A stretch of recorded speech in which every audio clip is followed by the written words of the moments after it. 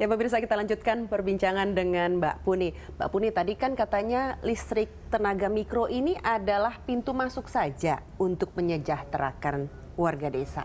Nah sekarang ini udah masuk nih dalam pintu ya, udah 25 tahun malah ya, dari 90 sampai sekarang. Sekarang apa Mbak? Sebetulnya kan listrik itu selain membuat anak bisa belajar di malam hari, keluarga yang tinggal di hutan bisa punya home industry, mengerjakan bikin tas segala macam dari rotan gitu, hasil-hasil hutan, itu ujung-ujungnya pokoknya kesejahteraan.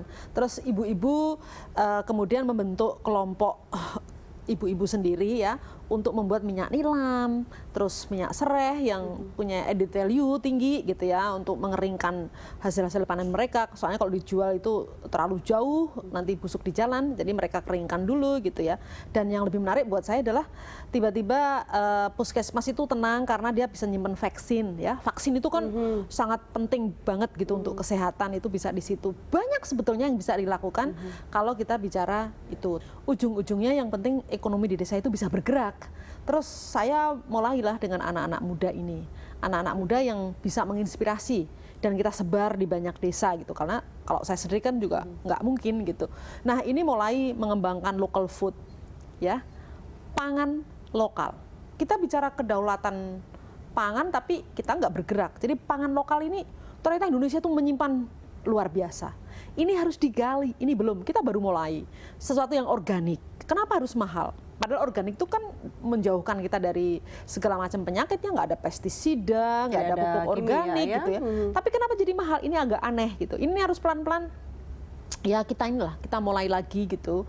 Terus selain itu juga ekstraksi, ya hasil-hasil, kalau orang Jawa bilangnya empon-empon gitu ya. Jadi kayak jahe, kunyit segala macam itu luar biasa di pasaran internasional. Karena saya belajar ya dulu kita dijajah juga karena rempah. Betul. Anak saya yang nomor 2 itu kebetulan dia dari chemical engineer ya, dia lulus dari teknik kimia, terus dia cinta banget itu mengekstraksi apa-apa. Terus kalau kita beli, selalu kalau jalan-jalan bilang sama saya, Bu tahu nggak kenapa parfum misalnya tertentu itu mahal banget harganya? Karena ada kandungan ini kita punya semua. Tapi memang Mbak bisa bayangkan, dari nggak tahu bener apa enggak ya, aku takutnya lupa, dari 2 ton mawar kata dia menghasilkan 1 kilogram minyaknya gitu kan. Nah itu parfum gitu. Iya, itu bisa dibayangkan kalau berkhayal aja, saya bilang.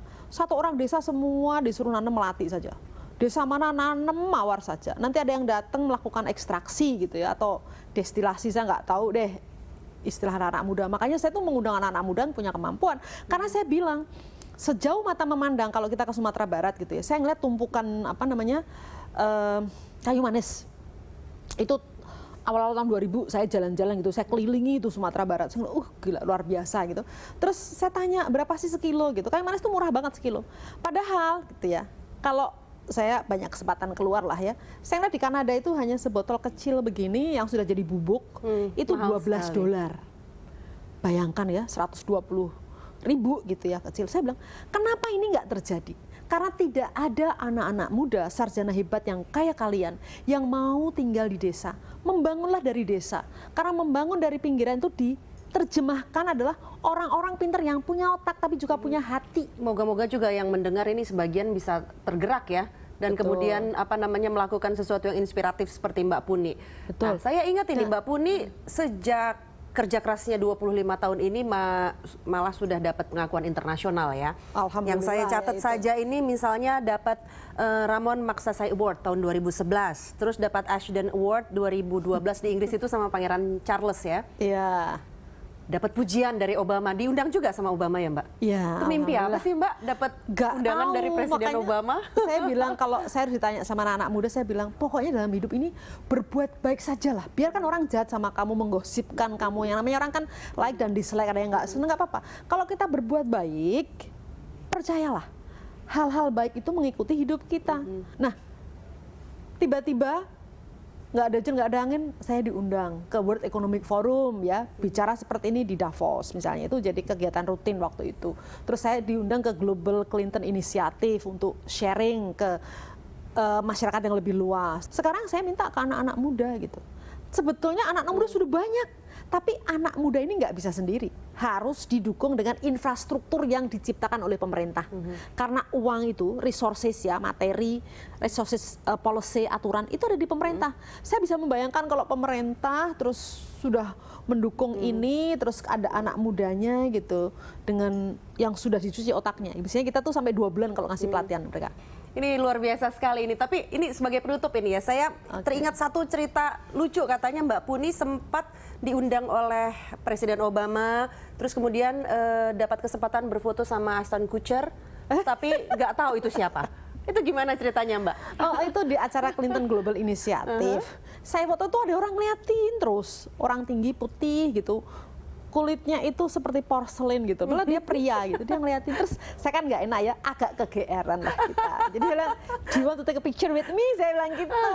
Terus dia jawab, why not? Gitu. Aku pikirnya anak-anak muda biasa lah. Foto. Pas sampai di rumah saya minta anak saya, tolong dong dipindahin ke komputer. Anak saya teriak, ibu tahu nggak ini siapa? Gitu. Emang siapa? Gitu.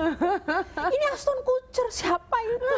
Terus konyol lagi deh. Ini luar biasa sekali ini pemirsa, ini tidak ada habisnya nih berbicara dengan Mbak Puni. Tapi waktu kita sampai di sini Mbak Puni, terima kasih banyak sekali sudah berbagi cerita yang sangat menarik dan mudah-mudahan bawa manfaat ya. Pastinya. Terima kasih sekali lagi Mbak. Ya pemirsa, Tri Mumpuni mengingatkan kita untuk terus bekerja dan mengolah kekayaan negeri ini agar menjadi solusi bagi berbagai permasalahan sosial ekonomi masyarakatnya. Saya Rika Amru pamit. Pekan depan, Female Zone akan kembali dengan sosok perempuan inspiratif lainnya. Female Zone, inspirasi perempuan Indonesia. Sampai jumpa.